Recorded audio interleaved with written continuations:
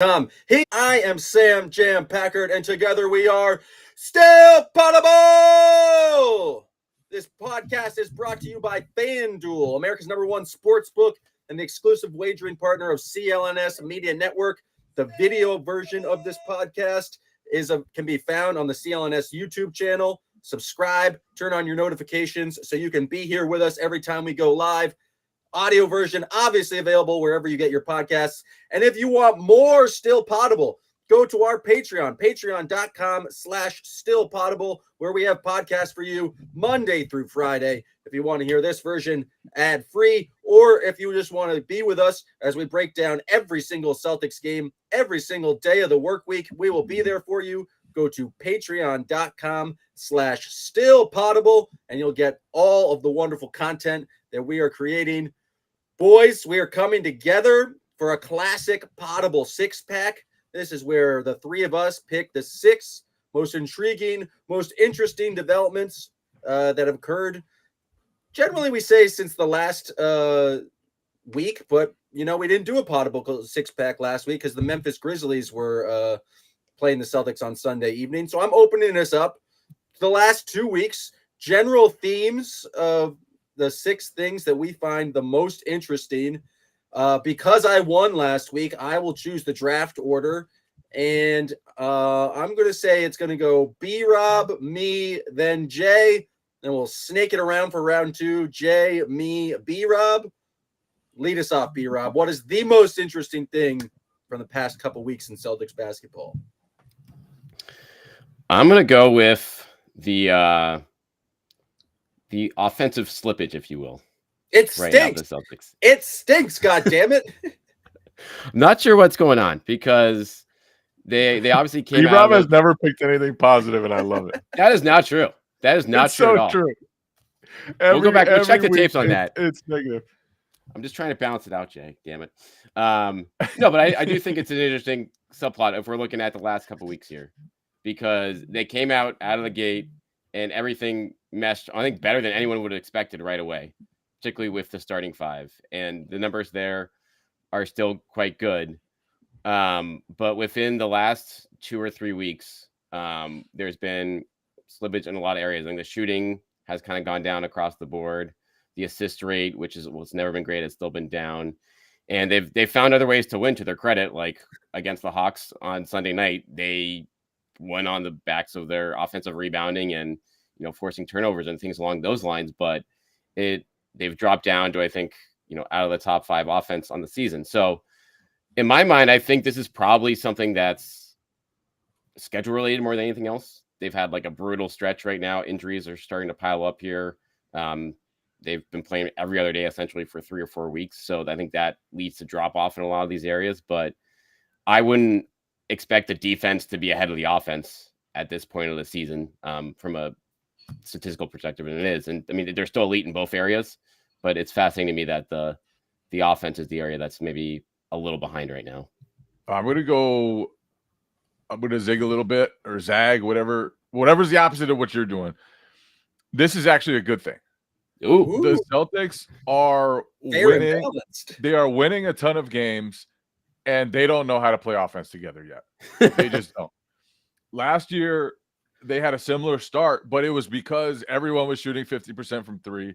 The offense was working perfectly. They knew exactly what they wanted to get at all times. Now it's like Porzingis has missed the last game and a half, but they don't fully know how to incorporate him yet. They don't fully know how to use Drew Holiday yet. They haven't figured it out as a team. There are other levels that they are going to reach with this group that weren't available to them before. And I think probably the biggest difference when Porzingis is healthy is that now your big man is involved in the actions. Last year, Al Horford was a spacer, right? He was stuck in the corner to shoot his threes, and he shot them really well, but you weren't bringing Al into the action. You weren't running tons of pick and rolls with him. You weren't having pick and pops. You weren't trying to get him the ball in the post. So they're learning all these new things about how to operate, especially with Porzingis. And I think it's just going to take some time. And so I actually think that it's a real positive for the Celtics that while their offense has looked as disjointed as it has at times, they've still been able to win games, and their defense has still been great.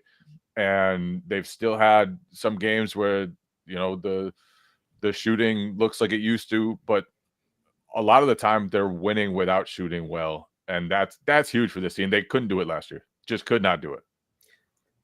I'm going to both zig and zag. Zigging and zagging. They've been, I agree with that. It's good that they're kind of finding other ways to win, relying on defense, kind of figuring things out as they kind of work some new guys into the rotation, into the lineup. But over the last 9 games, they haven't just been like a middle of the road offense. They've been one of the worst offenses in the league. I think worse than like Detroit Pistons level of offense.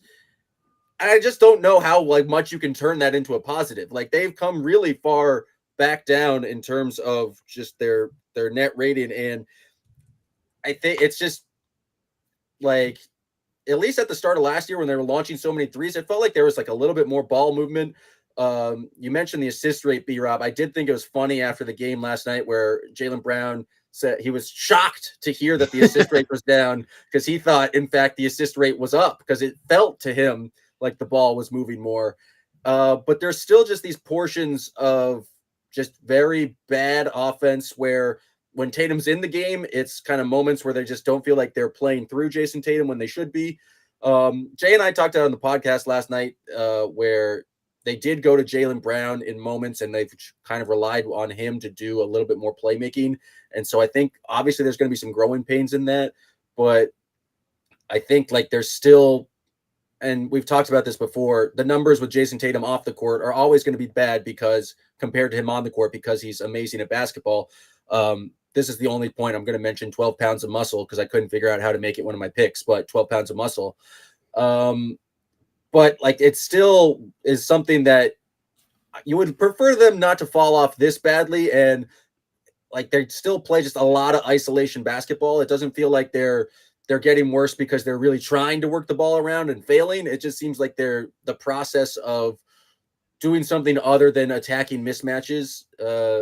It's pretty much what their entire offense is. And on nights when Jason Tatum doesn't have it, like we saw against the Magic, like I think we saw a bit against the Grizzlies, it really makes them struggle to score points. And I'd like to have them have some sort of formula. I guess they're approaching it and trying to work new guys in, like Jay said, but it still feels like there's a lot of isolation heavy basketball, low assist games where the process just hasn't looked great.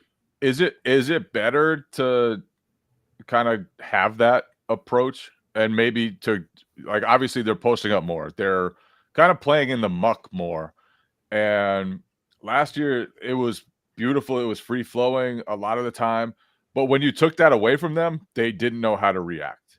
And so to me, it's like that's what Joe Mazzulla learned last year, is that it's not always about achieving peak efficiency during the regular season.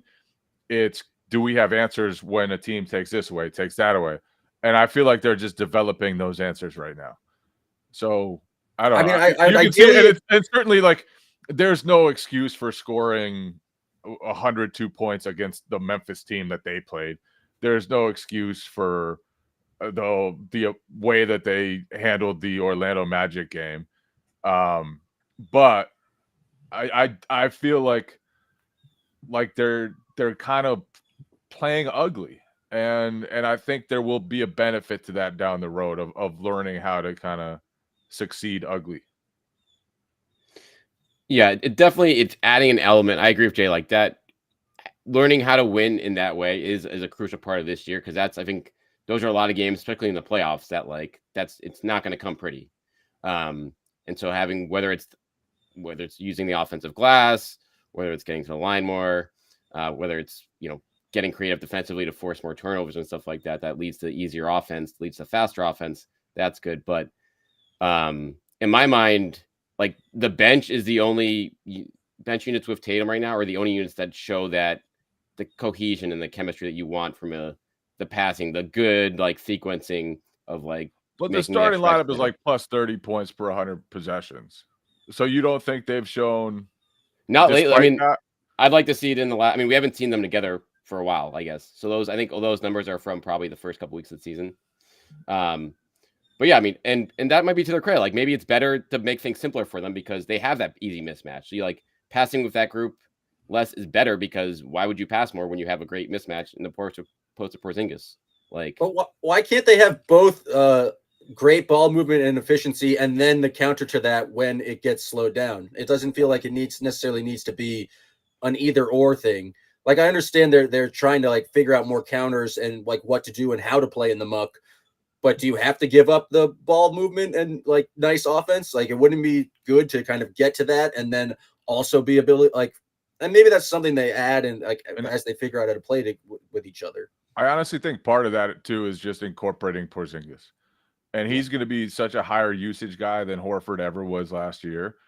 And a lot of the way that they created the 2-on-1 advantages last year that led to those sequences of great ball movement was they had Horford in the corner, the defender sagged off him, and they turned that into an advantage. And now, because you use Porzingis differently, even though he's more of a threat offensively, it's just a different process to get to an advantage. And maybe it's not going to look as pretty all the time. And maybe it's not going to always end up in those same sequences of ball movement. It's going to look different with Porzingis just because you're going to use him 100% differently than you used Al Horford last year. I think that's fair. All right. Before we get to pick number 2, we're going to hear a message from our friends at FanDuel. Score early this NFL season with FanDuel, America's #1 sportsbook. Right now, new customers get $150 in bonus bets with any winning $5 money bet. That's $150 if your team wins. If you've been thinking about joining FanDuel, there's no better time to get in on the action than NFL. The app is so easy to use. There's a wide range of betting options, including you got spreads, you got your player props, you got over-unders, and more. So visit FanDuel.com/Boston and kick off the NFL season. FanDuel, official partner of the NFL.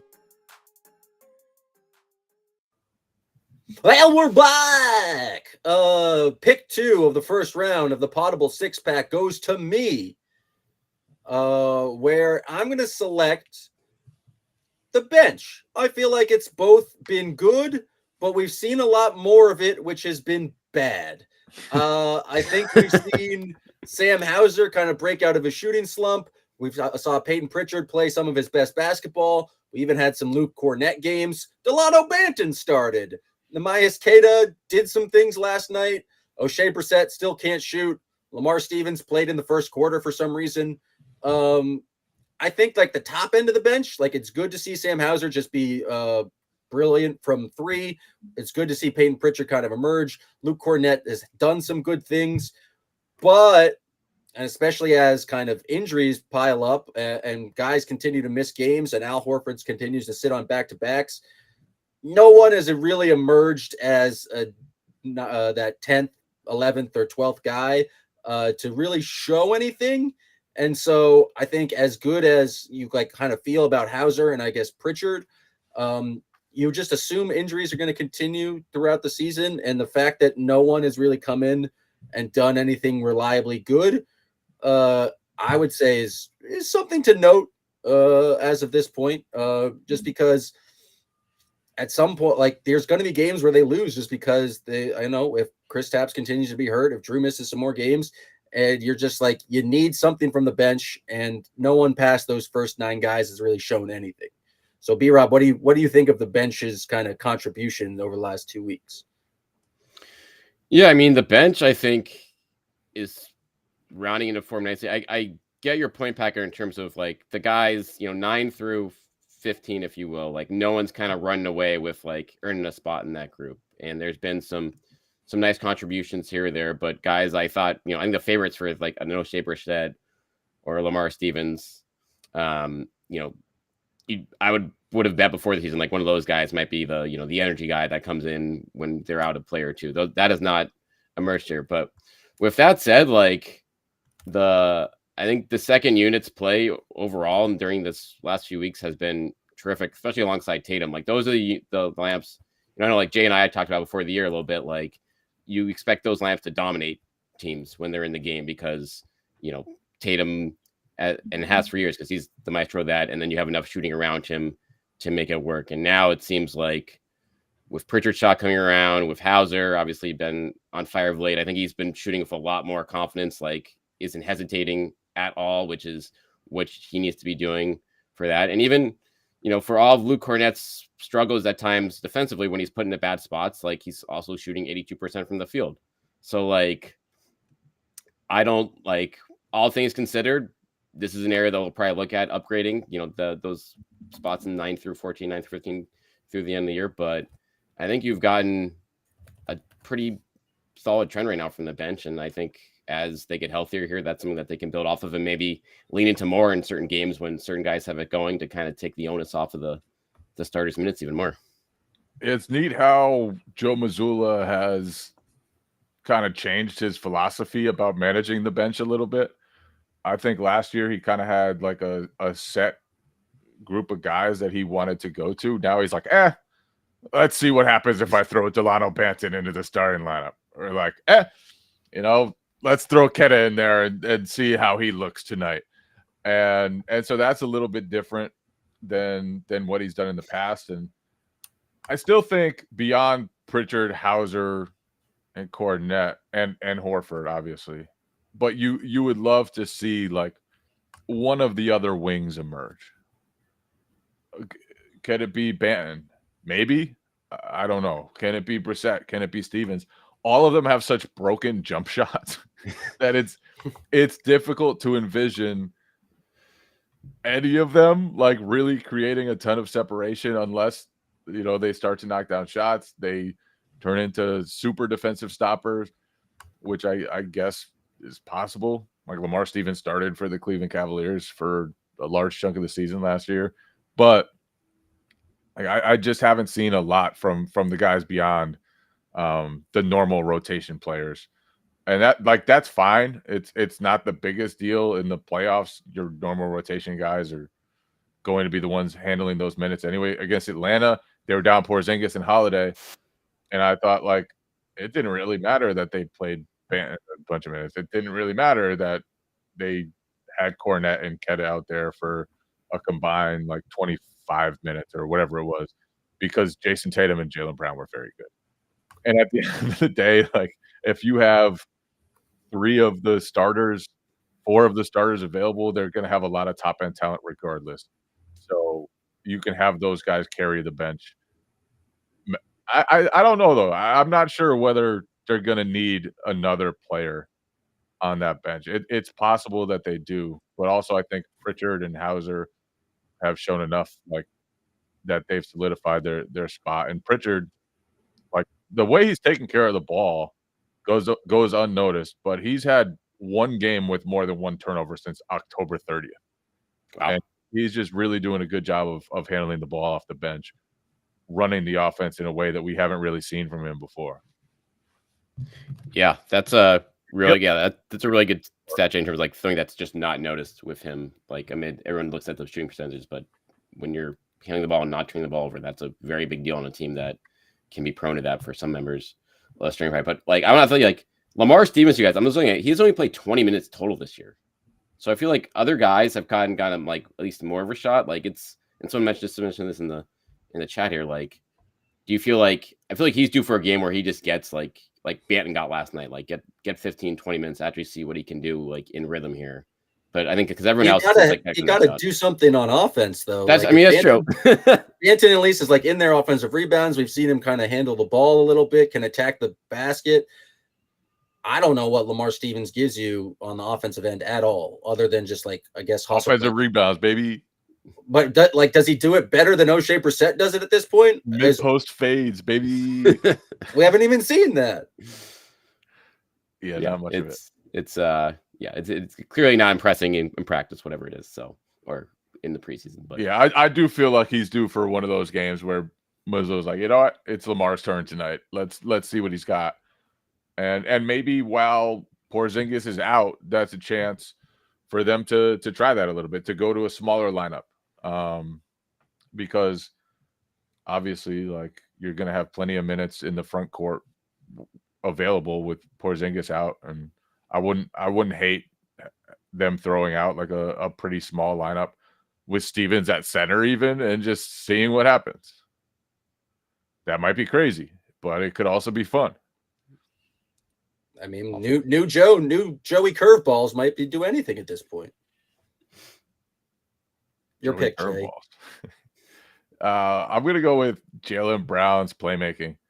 It hasn't been there all the time, but when it is there, it's promising. And it's clearly something he's putting emphasis on. It's something the coaching staff is working on with him. They're empowering him to run the offense at times, including when Tatum was out. I thought the end of the third quarter against who the heck did they play? I'm losing. I need Atlanta. Against Atlanta. There you go. The lead is cut to 6. Tatum gets subbed out, and they ask Jaylen to run the offense, and he makes smart play after smart play to push the lead back up to make that game comfortable. And they not ran away with the win, but they were never in real danger after that. And I just feel like as long as he's willing to get off the ball quickly, and as long as he's continues to try to make the right play, then that's going to pay dividends. It doesn't matter that sometimes he'll throw the ball away. Sometimes he'll drive into traffic. He had one play against Atlanta where he drove into the paint and just jumped and just did something stupid. And that'll happen sometimes. But you can tell that he's not judging himself by his scoring anymore from the stuff that he said, from the way he's playing. And that's huge.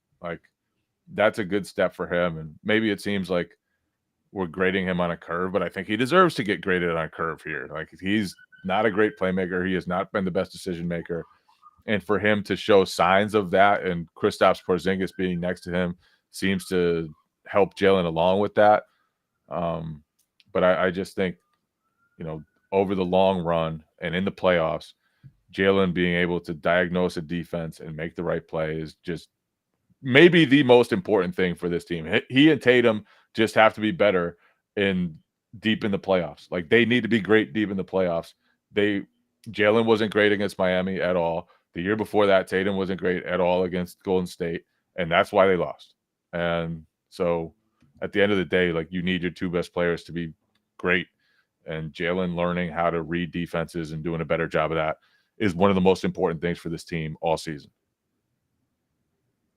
Yeah, the buy-in from Jaylen on that front is huge, and the fact that this is an 82-game grind to kind of with a couple of key new teammates that expect to have the ball in their hands a lot too, and Jrue Holiday and Porzingis. So the fact that he's buying into that part of it, and he should. I mean, it's obviously a big sacrifice for him because it's not going to be, you're not going to post probably the All-NBA numbers or even the All-Star numbers necessarily this year in that type of role, from a points perspective and, a shot attempts perspective. But I feel like that's the last thing that defenses around the league will have to throw at this at the Celtics, when playoff comes around, hey, can we get Jaylen and Jason to make those mistakes? You've heard of Jaylen the last couple of postseasons, those key spots. And if they get better at that awareness, finding those outlets, judging when to attack, when to pull back, when to make the pass before you get into too deep into the paint and getting too much trouble there, that is something that is going to be the difference between probably a conference finals run and maybe a banner. So that the fact he's working on that so much this early in the year, I think bodes well in terms of where he could be on that front in April and May. When Tatum's on the bench, who do you think should be running the offense? What do you think is the ideal kind of system for the Celtics? Say Tatum's on the bench. Last night or against the Hawks, we saw they kind of went to Jaylen Brown and he made a number of good plays, which the great Jay King broke down for the video last night on the Patreon. Everyone should go subscribe. But what do you think the best option is? Because we've seen some moments of just okay, Derek White's kind of take over this game, just kind of go into his right and playing in the pick and roll. We've seen Jrue Holiday do some things. I don't know if I necessarily want the ball in Jrue Holiday's hands consistently, just as a decision maker. But I think if this team is to reach its highest potential, highest ceiling, if Jaylen can be a kind of a go-to guy in those moments as a playmaker, just because he is such a dynamic scorer and just his ability to hit tough 2-point shots, they're not necessarily the most efficient, but I think in the playoffs, you kind of need guys who can go and create their own shot like that. And just because he is that dangerous, I feel like if he can also add that playmaking part to his game, that solves a lot of their issues of just like what the offense looks like when Tatum goes to the bench. So I'm curious from, I guess, Jay, your perspective, Jason Tatum heads to the bench. Who do you think should have the ball in their hands at that point? I would like to see Derek White with the ball in his hands a lot. I would like to see Porzingis with the ball in his hands a lot. But you know what? Long term, and Drew Holiday probably needs more usage. Like his usage rate has just plummeted from when he was in Milwaukee. I don't think it'll be an issue. He's not the type of guy to make it an issue, but there's a stark difference between the way he's being used now and the way he was on the Bucks. Long term, though, whatever struggles you have right now with Jalen having the ball in his hands, it's going to pay off. It's going to pay off because that's what you need for him to develop at the end of the day. Like, can he run your offense when Tatum is sitting? Can he make the right decisions when a team double teams him or sends a ton of help, is super aggressive against him, trying to pick his dribble and all that, like the Miami Heat do to muck it up? Can he handle all of that? And at the end of the day, he needs to be able to handle all of that. So I'm all for Jalen getting reps and all for the way the coaching staff has empowered him and run the offense through him in those times. I think, it's right for him to want to add that to his game. And if he does, and if he gets good enough at it, then that's the type of development that could really matter. So at the end of the day, you can run more through Derek White. You can run more through Porzingis. You can run more through Drew Holiday. But I think you know what you have there. Whereas for Jalen, some of this is new, and he just needs work at it. Yeah, if you're going trust rankings on that front, Jim, I'd go like Tatum, White, Drew, and pretty big Ack and Jalen. So I think the key to the season now is for Jalen to kind of close that gap a little bit. And he won't be, obviously, he's never going to be, a true, point guard like Drew, but like at least be someone that you can like have run bench offense for 6 minutes and, and just go through the right process. Like, you're not going to be perfect, obviously, but improve your reads, know what's coming, know who to look for. And then that will just make defending this team just that much tougher, because if Tatum, when they're all in together and Tatum's off the ball, like, you're not gonna get a help defender coming off of Tatum. Like, you're not gonna get a help defender coming off as much as Porzingis if he's hot. So then things get a lot easier for Jalen and company to attack. And I think it's really promising that he believes he's playing some of the best basketball of his life right now. Because that you think it's his delusions are promising? No, I'm just, it shows the buy-in. It shows that he's not worried about his points per game dipping considerably from last season when he was second team All-NBA. When you're that good, when you reach that level, you could easily look at it and think, why do I need to change? What do I need to change after I was literally second team All-NBA? They voted me one of the 10 best players in the NBA last year. And instead, he's looking at it like, what else can I do to help the team?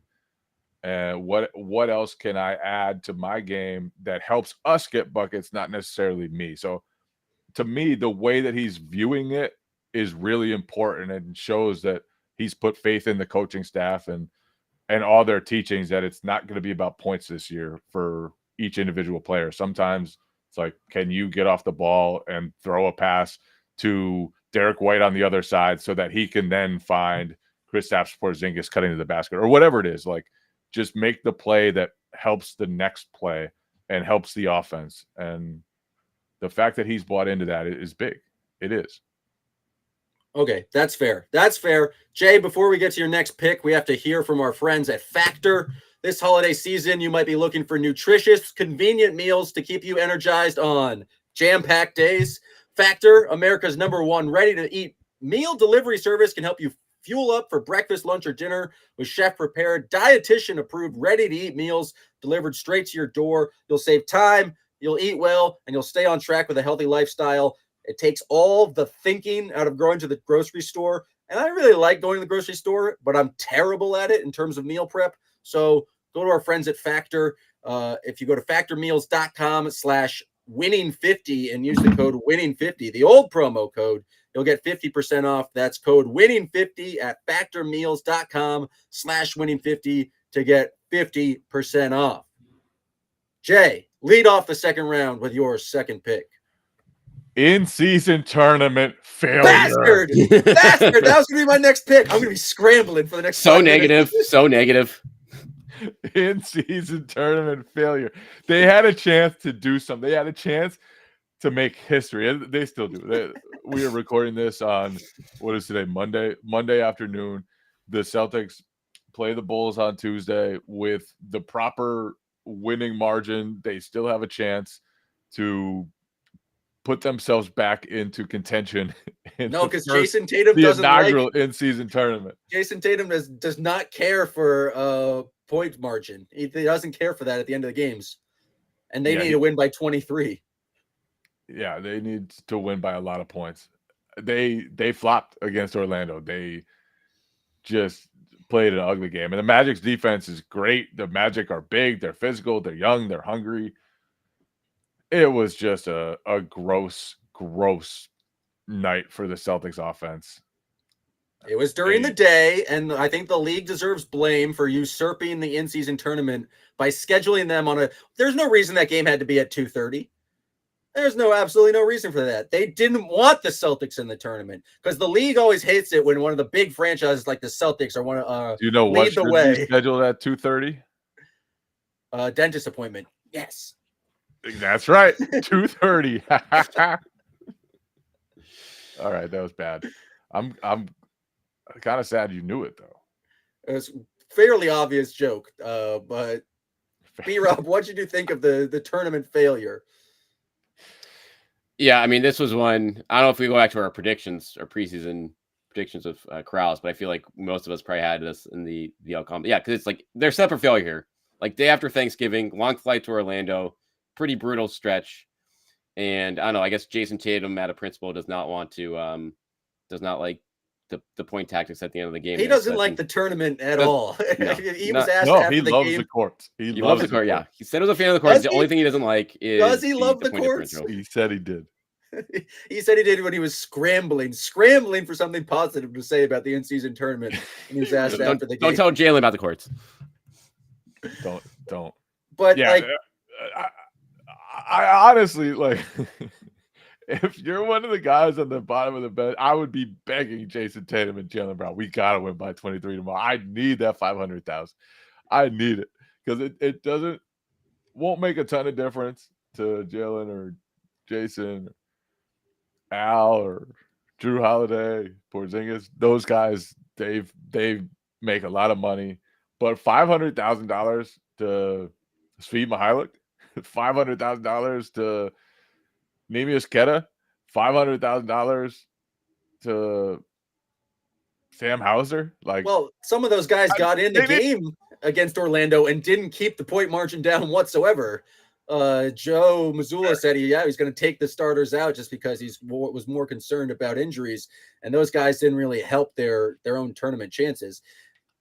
I think it's an interesting experiment for the first year of the tournament where it's like, do teams like the Bucks, the Celtics, the Nuggets, I guess the Suns, I don't know the specific standings. I know the Lakers for some reason went 4-0 in their tournament games, but do teams who are truly trying to contend for a championship and have a championship or bust mentality, is it all like rational to expect them to really care about the tournament? Like, it feels like the tournament's a way cooler idea for a team like the Magic, for a team like the Pacers, maybe the Thunder, even just like trying to establish themselves, kind of get some sort of winning on the board. But for the Celtics, like, I think you could also make the argument that playing in the tournament would be bad for them. Like, they're dealing with some injuries right now. Do they need to go to Vegas and add, I guess, an extra game, more travel to their team? I don't know. Am I just coping because I was really excited about them making the tournament and now I'm disappointed because I had to watch them lose to the Magic? Perhaps. But they better hope they don't play the Magic in the playoffs. They better hope they don't play the Magic again this season. Like, the Magic, they just will not beat the Magic. The Magic are a dominant team against the Boston Celtics. Mo Wagner would be an all-star if he only played the Boston Celtics. Mo Wagner would be all defensive team if he only played against the Boston Celtics. He's taking charges. He's screaming at people. He's just, I love the Mo Wagner experience. That is an absolute maniac. Luke Cornett has to watch his back every time he's out there against Wagner. But yeah, it's to your point, Jim, like they are going to go to the West Coast in 2 more, like where the week before Christmas. So for them to do that with Vegas on top of it, I do think big picture that actually probably would be better for them given where they are health wise right now. But certainly they don't give a shit about that. Like they want to win this game. They didn't show up in Orlando. They were tired. They played crappy offense, and then they let the Magic run it up at the end. But I guess it's kind of a credit to them. I mean, that was their only bad loss of the year from like they've played close in every single game through 16 Whoa. The Hornets was a pretty bad loss. A bad loss, like bad like by margin, not actually like clearly they've had bad losses, but they've been in every game. Coaching genius, assistant coaching genius. Yeah, exactly. You can't Friedman, you got to watch out for him. And their offense was pretty good there. I got so worked up about the tournament that I forgot I needed to pick something. I was going to pick tournament, so great pick by you, Jay. I don't know if it's going to be good enough to win this version, but we'll see next week when I determine the winner. I'm just going to go with injuries. We have Kristaps Porzingis out for seemingly another week or so. It's been kind of unclear when he's going to return. No real sense of when Drew Holiday is going to return. And the Celtics have done, I guess, decently in their absence, but how concerned should the Celtics be? I'm not sure what the exact issue was with Kristaps, but just like it's like a soft tissue type injury.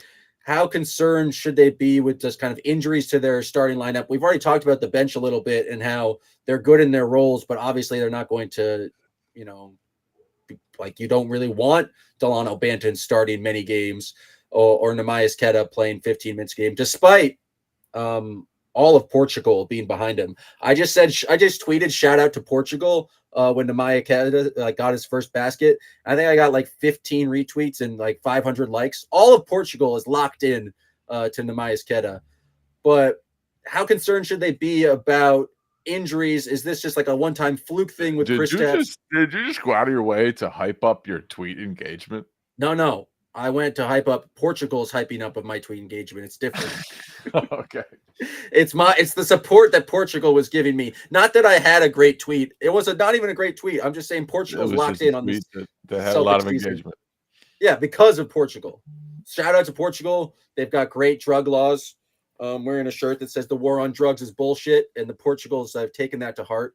So maybe my first pick my second pick won't be injuries at all. It'll just be shout out to Portugal. Okay. Shout out to Portugal. How concerned should they be about Porzingis and Drew Holiday injuries, B-Rob? Not that concerned. I mean, Porzingis, it was funny when he posted on Instagram that, I think before the Celtics said he was going to be out for Joe Muzo said he's going to be out for a week, like, be back soon. Everyone assumed he'd be back. Oh, maybe he's going to be back for the game. I did not expect a week. Right. Everyone's like, oh, so he's out for a week. But think about this big picture wise. For Porzingis' injury history, a week is nothing. When you consider the other injuries he's had.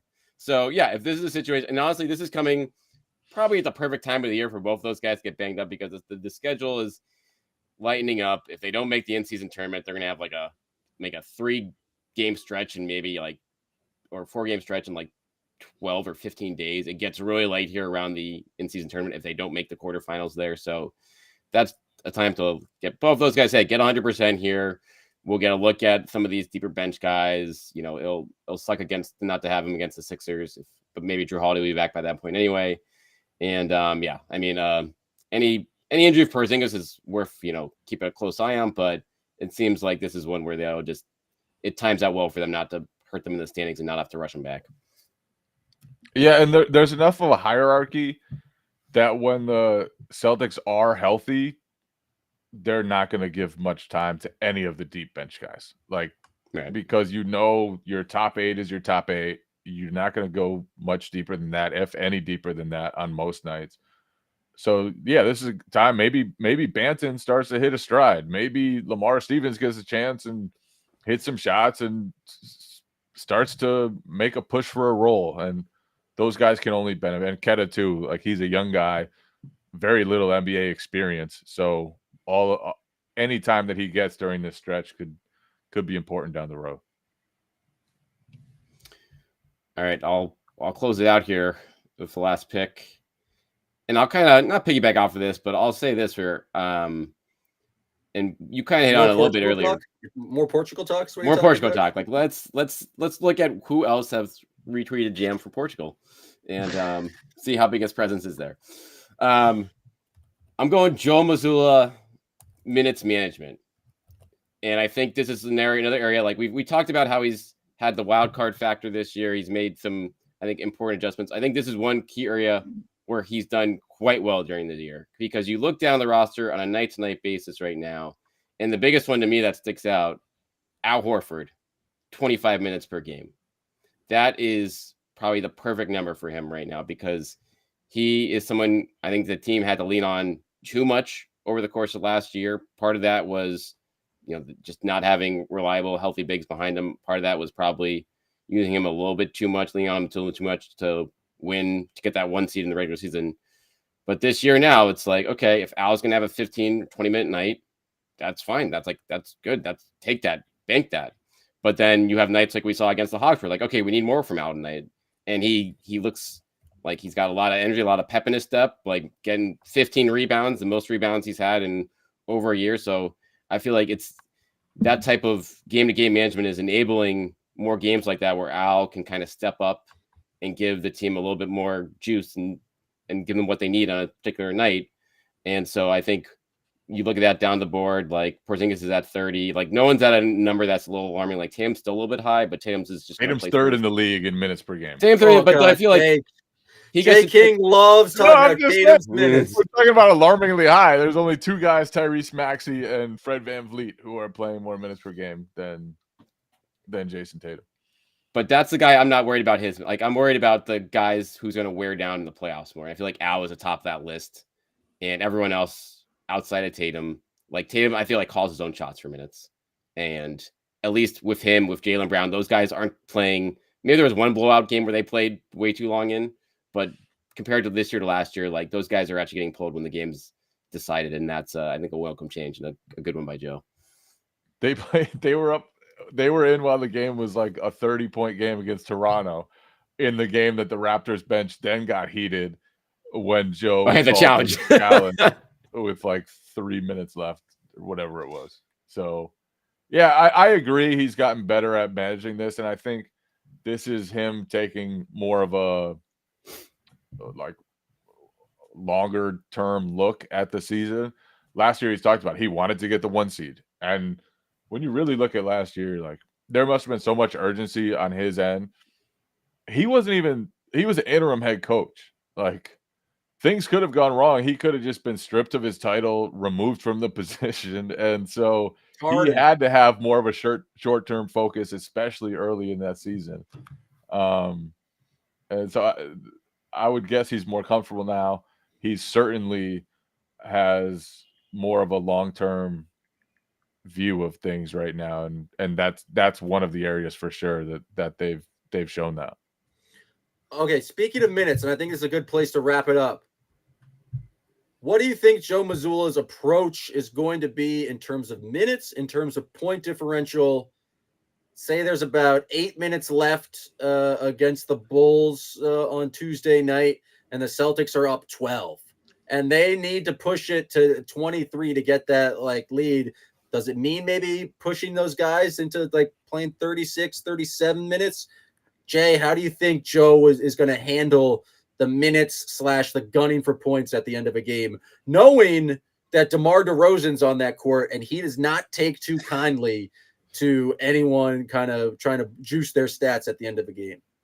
I am predicting a fist fight between DeMar DeRozan and Joe Mazzulla.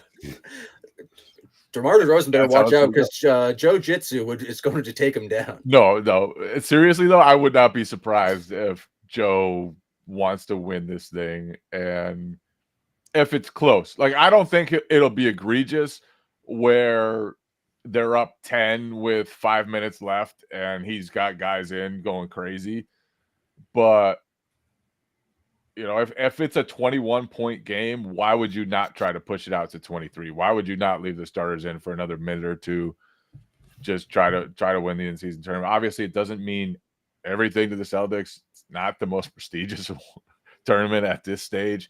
It's such a young tournament that its name is still the in-season tournament, which is insane to me. It's going to be like the Netflix. You couldn't think tournament. of it. You couldn't just name it after somebody. Like no, sell the naming rights then. So because next year it's going to be the Netflix Cup or the Amazon Cup. It's all about like having something to sell.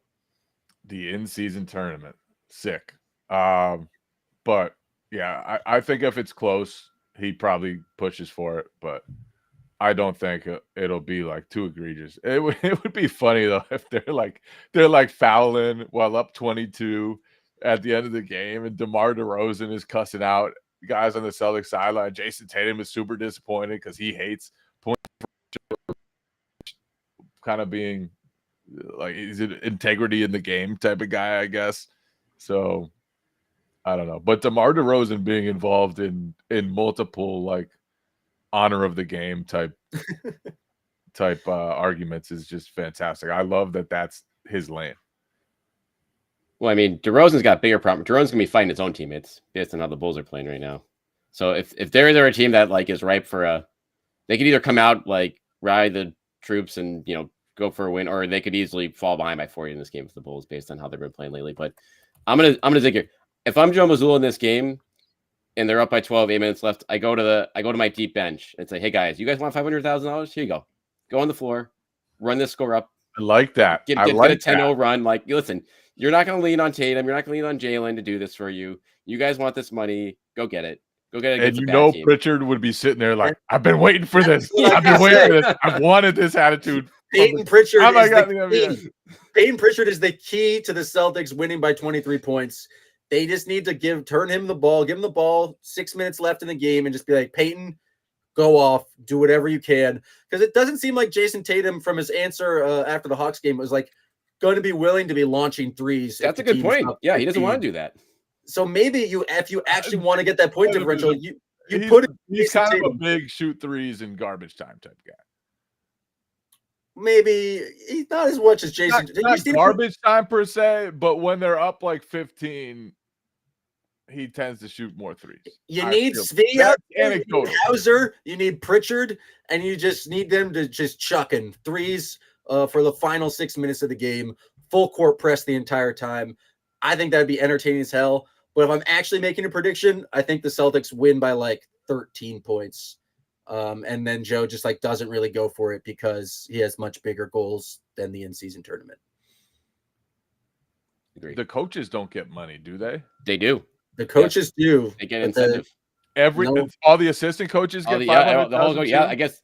Yeah, I think not 500,000, but they get some large sum of money. That was negotiated before the year. Like the coaches said, "Hey, I'm playing those guys forever. Give me that bonus, man." If I'm like Charles Lee sitting on the sideline, if I'm Phil Pressey sitting on the sideline, I'm pushing Joe to maybe we should get Derek White back in the game. Maybe let's push Horford to 40 minutes tonight. Let's see what happens. Yeah. All right. That is going to do it for us. Thank you to FanDuel for sponsoring us. Thank you to everyone who participated in the chat. If you want to hear more Still Poddable, we are here for you every single day, Monday through Friday. Go to patreon.com/stillpoddable, and you can subscribe and get all of our content. You can come in as a kid for $5 a month and get 2 additional episodes a week, or come in as a god and get for $10 a month and get every single episode that week. Or if you want to be a legend and for $25 a month, you can be with us for every single podcast. We'll send you the link. You can appear on the show. Honestly, if you wanted to, you could just become a 4th member of the show. We're giving you that amount of access. You could give a take on every single episode. Let's not promise things. Hey, if they're a legend, they have access to that. That's what we get from the legend tier. But if you enjoy the show, we're really trying to create something cool over there. That's Still Poddable Patreon, a big community where there's a live chat that's very active during the games, comments on all of the posts, So we're trying to create something cool over there. So if you enjoy what you heard today on the free pod, please go to patreon.com/stillpoddable and subscribe. Thanks to everyone who participated in the chat today. Thanks to CLNS. Thanks to Amit for producing. And we will catch you next week here on Still Poddable.